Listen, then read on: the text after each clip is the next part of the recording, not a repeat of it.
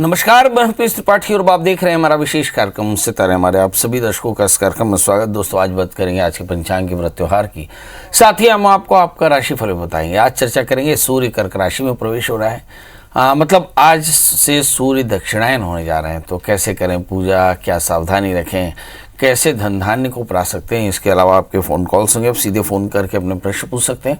हमारा phone number है 07714008777। अब से आधे घंटे तक लगातार ये फ़ोन लाइन खुली रहेगी और हमें आपके फ़ोन का इंतजार रहेगा। तो चलिए कार्यक्रम की शुरुआत करते हैं, जानते हैं आज का पंचांग। आज शुभ संवत 2078 शक 1943 सूर्य उत्तरायण का आषाढ़ महीने की शुक्ल पक्ष पंचमी तिथि है और दिन गुरुवार। आज पंचमी तिथि 7:17 तक, उत्तरा फाल्गुनी नक्षत्र, रात्रि को 3:21 तक का चंद्रमा सिंह राशि में होंगे। आज का राहु काल 1:49 से 3:28 तक होगा। तो दोस्तों, ये तो था पंचांग और अब बात करते हैं सूर्य के कर्क राशि में प्रवेश का। तो सूर्य में कर्क राशि में प्रवेश, जिसका मतलब होता है सूर्य दक्षिणायन हो रहे हैं, मतलब सूर्य अब मकर से कर्क राशि की ओर चलेंगे, तो ये दक्षिणायन होता है। तो मुझे ऐसा लगता है कि इस समय सूर्य का जो गोचर है वो 15 जुलाई को मध्य रात्रि लगभग और 16 जुलाई के दिन शुक्रवार में प्रातः 4:45 पर चंद्रमा की राशि कर्क में होगा। यानी अब कर्क से मकर की ओर जाएगा सूर्य, यानी ऊपर से नीचे जाएगा। सूर्य इस राशि में 16 अगस्त 2021 तक रहेगा।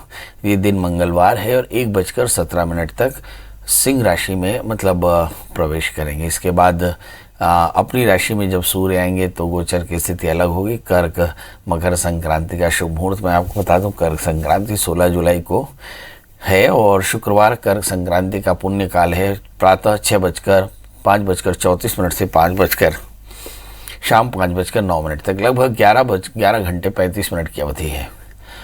इस संक्रांति का महापुण्यकाल यानी जिसमें दान इत्यादि करना हो 2:51 से 5:09 तक, यानी पुण्यकाल की अवधि लगभग 2 घंटे 18 मिनट का। अब सवाल यह है कि कर्क संक्रांति का महत्व क्या है। वैसे हम देखें कि सूर्य के सभी संक्रांतियों का अपना एक महत्व है। कर्क राशि में सूर्य का प्रवेश होने से मेष राशि तक सभी जातकों को असर पड़ेगा, लेकिन इसका सबसे अधिक प्रभाव कर्क राशि पर ही देखने को मिलेगा, क्योंकि सूर्य इसी राशि पर प्रवेश कर रहे हैं। शास्त्रों के अनुसार कर्क संक्रांति को 6 महीने के उत्तरायण काल का अंत माना जाता है। इसके साथ ही इस दिन दक्षिणायन की शुरुआत होती है, जो मकर संक्रांति तक चलती है। सूर्य इस दिन दक्षिणायन होंगे, इसके बाद उत्तरायण प्रारंभ होता है। इस दिन सूर्यदेव की पूजा का विशेष महत्व होता है। कर्क राशि का फल सूर्य का अपनी राशि में आना अच्छे मामलों में अशुभ फल प्रदान कर सकता है, इसलिए सावधानी बरतना बहुत जरूरी है। कर्क राशि में सूर्य का गोचर अहंकारी भी बना सकता है, जिस कारण लोगों का स्नेह प्रेम कम हो सकता है। इस गोचर काल में आपके पास योजनाओं की कोई कमी नहीं रहेगी। तनाव और भ्रम की स्थिति से दूर रखने का खुद को प्रयास करना होगा। जॉब में प्रमोशन, स्थान के परिवर्तन की स्थितियाँ बन सकती हैं। अब कर्क राशि में सूर्य के प्रवेश से अलग अलग राशियों पर इसका क्या असर पड़ेगा, ये भी जानने की जरूरत पड़ेगी। सबसे पहले बात करेंगे मेष यानी अरीस की। इस राशि वाले जातकों के लिए देखते हैं कि जो कर्क राशि में सूर्य का जो प्रवेश है ये इनके लिए कैसा रहेगा। तो हम देखते हैं कि सूर्य चौथे स्थान में होंगे, तीसरे से चौथे जाएंगे, मगर 5वें से 12वें रहेंगे। मतलब संतान को लेकर के थोड़ी चिंता जरूर हो सकती है। इस राशि वाले जातकों के लिए एकाग्रता की कमी होगी, पेट की थोड़ी सी तकलीफ, रोजी रोजगार में थोड़ा सा तनाव हो सकता है सूर्य के कारण। खासकर अब देखें कि सूर्य जो है वो मंगल के साथ है, नीचे मंगल के साथ है, इसलिए सूर्य का जो इंटेंशन है, सूर्य का जो बैड इंटेंशन है थोड़ा ज़्यादा दिखाई पड़ेगा। तो आहार का संयम रखना होगा, नींद की थोड़ी सी परेशानी हो सकती है, तो थोड़ा सा वर्कआउट करें क्या जिससे सब कुछ बेहतर हो जाए। करें एक छोटा सा उपाय। सबसे पहले तो काम कि भगवान सूर्य को अर्घ दें, गाय को मीठी रोटी खिलाएं और साथ में आदित्य हृदय स्तोत्र का पाठ करें, तो ये चीज़ें बेहतर होंगी। बात कर लेते हैं दोस्तों वृषभ राशि की। वृषभ राशि में ये सूर्य 11वें स्थान में होगा, तो ये उत्तम फल प्रदान करेगा। हालांकि द्वादशी होकर के 11वें स्थान में है, तो स्थान परिवर्तन के बड़े योग बनेंगे, कोई अच्छी खबर मिल सकती है, यात्राएं फलदायी होंगी, भागदौड़ काफ़ी बनेगी, सफलता और सम्मान मिलेगा। क्या करना चाहिए, तो सूर्य को कुमकुम मिला करके सूर्य को अर्घ दें और साथ में बंदरों को गुड़ चने खिलाएं, तो ये ट्रांजिट और बेहतर होगा। अब बात कर लेते हैं दोस्तों मिथुन यानी जमनाई की।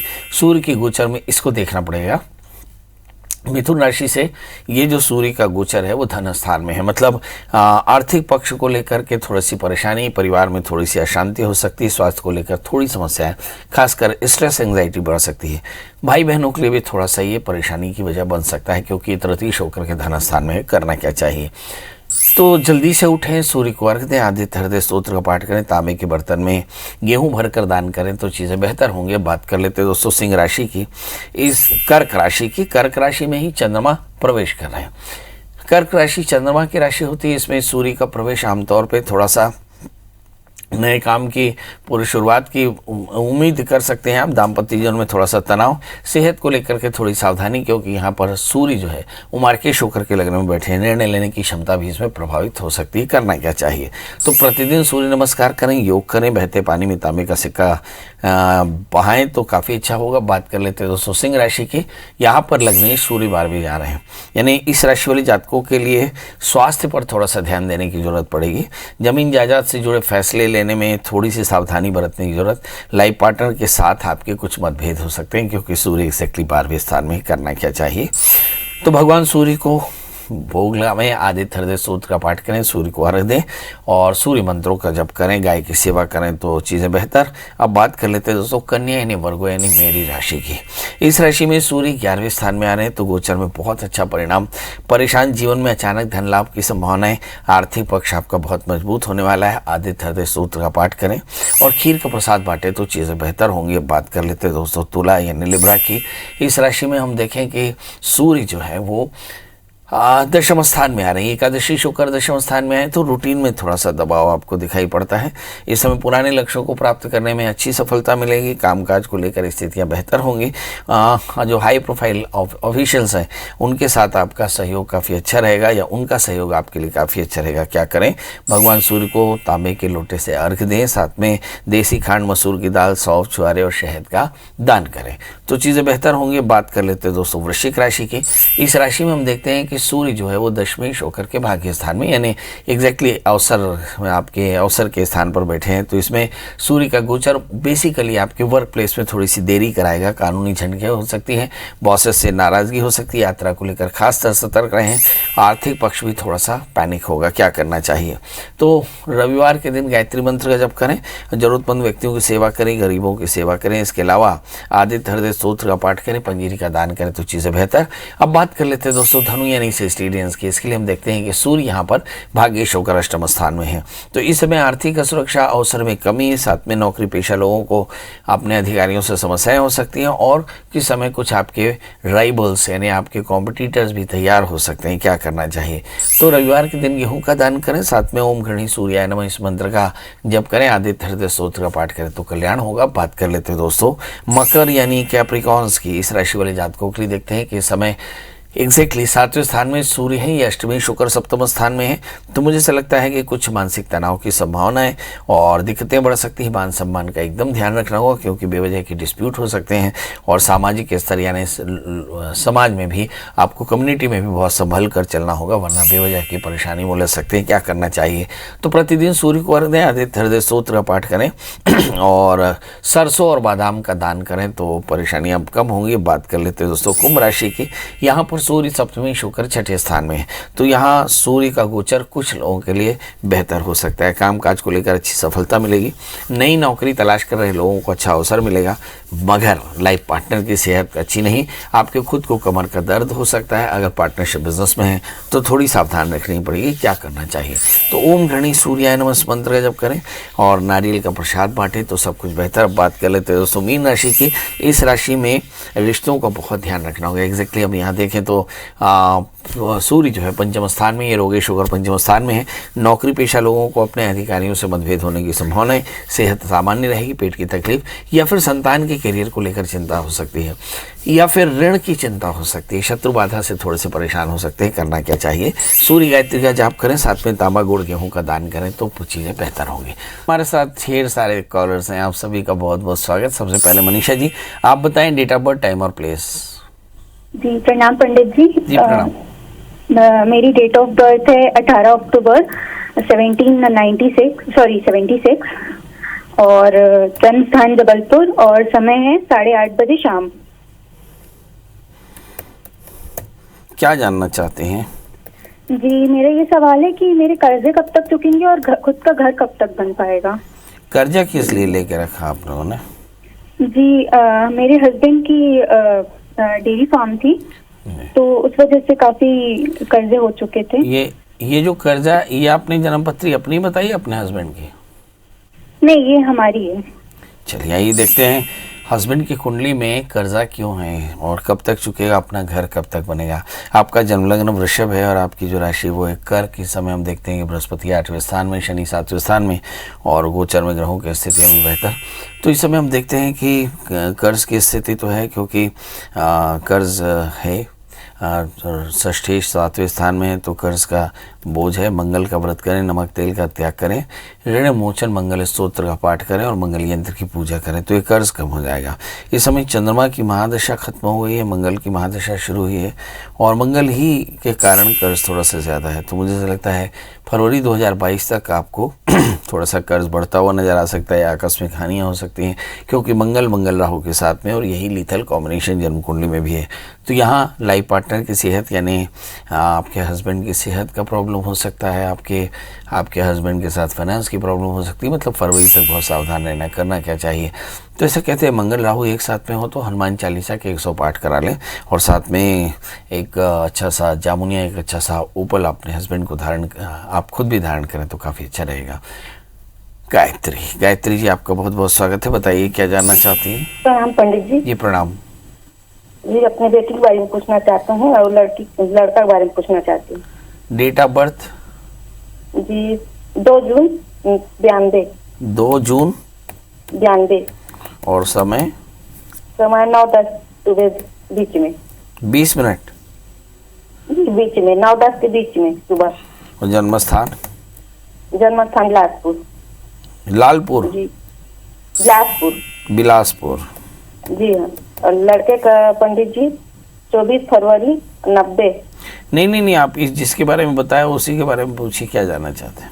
जी, लड़की के बारे में पूछना चाहती हूँ, बेटी के बारे में। ये लड़की क्या करती है? जी, उसको शादी से पूछना चाहते हैं, उसका शादी तय नहीं हो पा रहा है।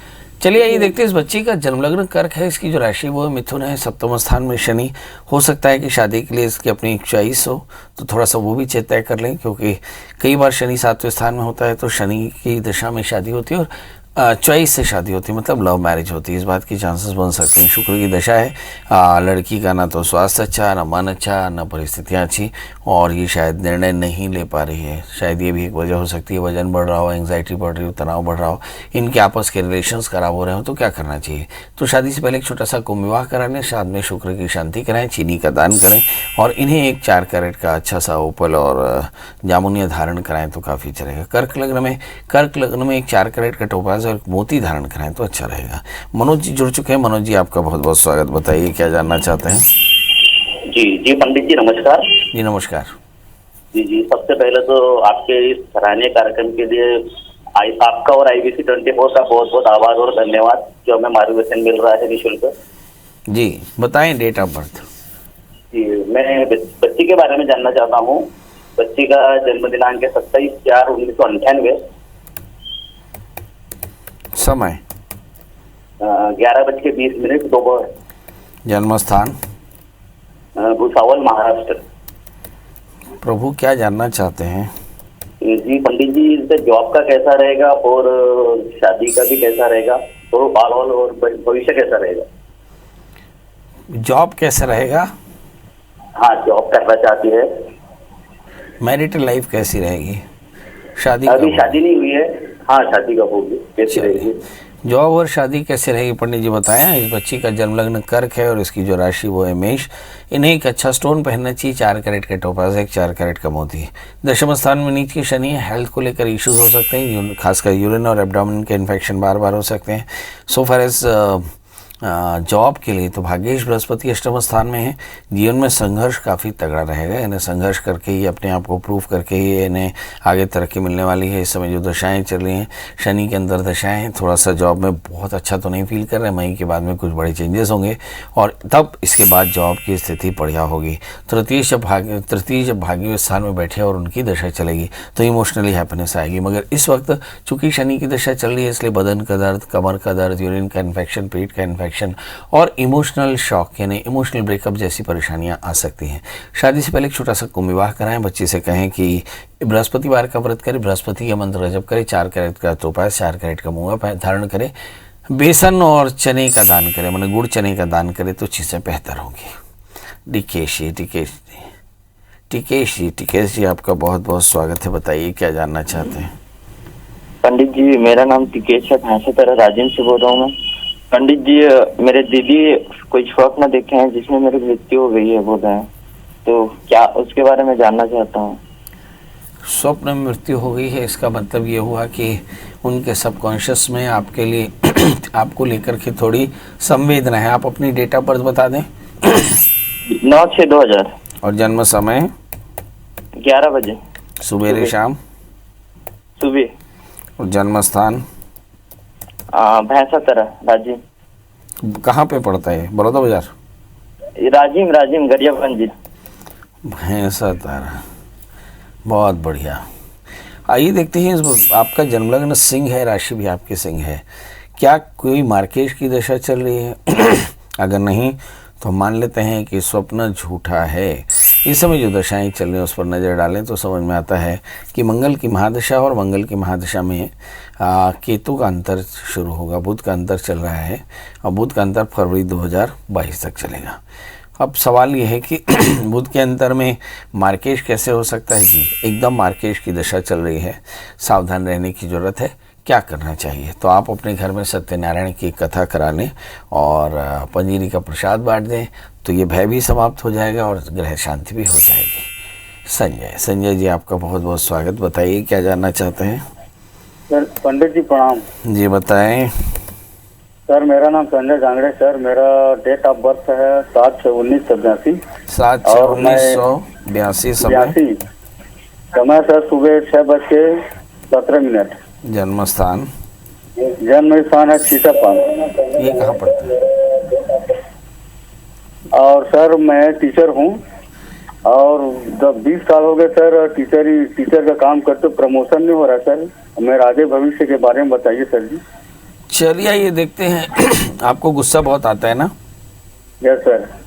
आपका जन्मलग्न मिथुन है, आपकी जो राशि है वो है वृश्चिक लग्न में राहु। बहुत गुस्सा, लग्नस्थ राहु के कारण ही जीवन में संघर्ष, लग्नस्थ राहु के कारण ही सामाजिक कामों में आगे बहुत ज़्यादा प्रशंसा मिलेगी और लग्नस्थ राहु के कारण आर्थिक परेशानी रहेगी। सवाल यह है कि क्या करना चाहिए? कभी आपने सोचा है कि आप विधायक बन सकते हैं? आप ऐसा सोच के देखिए कि आप विधायक बन सकते हैं या आप राजनीति में आ सकते हैं। फिर इसके बाद देखिए कि आपके जीवन में तरक्की कैसे मिलती है, क्योंकि लग्न के राहु का एक ही लक्षण है कि वो आपके जीवन में मासेस यानी लोगों के लिए, समुदाय के लिए प्रयास करने के लिए प्रेरित करता है। तो मुझे ऐसा लगता है बहुत अच्छा होगा यदि आप राजनीति या सामाजिक सरोकारों से जुड़ी चीज़ें करने लगेंगे, साहित्य या संस्कृति के लिए प्रयास करेंगे। जुलाई 2021 यानी अब से लेकर के आने वाले 1.5 वर्ष के भीतर में आपकी ज़िंदगी में बड़ी परेशानियां और बड़े अवसर आपको मिलेंगे। सवाल परेशानियों से बचने के लिए क्या करना चाहिए? रुद्राभिषेक करना चाहिए। 1 4 कैरेट का अच्छा सा पन्ना, 1 4 कैरेट का ओपल धारण करें और हो सके तो शनिवार का व्रत करें, काले तिल काले उड़द का दान करें तो कल्याण होगा। अब आपसे विदा लेने का समय, जाते समय वही एक बात कि अभी तीसरी लहर आने की है। सरकारें धीरे धीरे सावधान हो रही हैं। कोरोना की संख्या लगातार बढ़ती नज़र आ रही है, इसलिए अभी आपको बड़ी सावधानी से रहना है। भीड़ भरे इलाकों से खुद को बचा कर चलना है।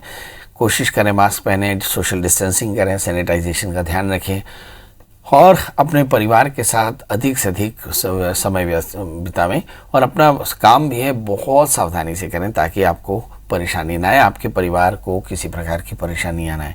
इसके अलावा इस कार्यक्रम के बाद पंडित जी से बात करनी हो तो बहुत आसान, गूगल में सर्च करें प्रियाशन त्रिपाठी या PS त्रिपाठी या पंडित प्रियाशन त्रिपाठी, मिल जाए तो कॉल करें।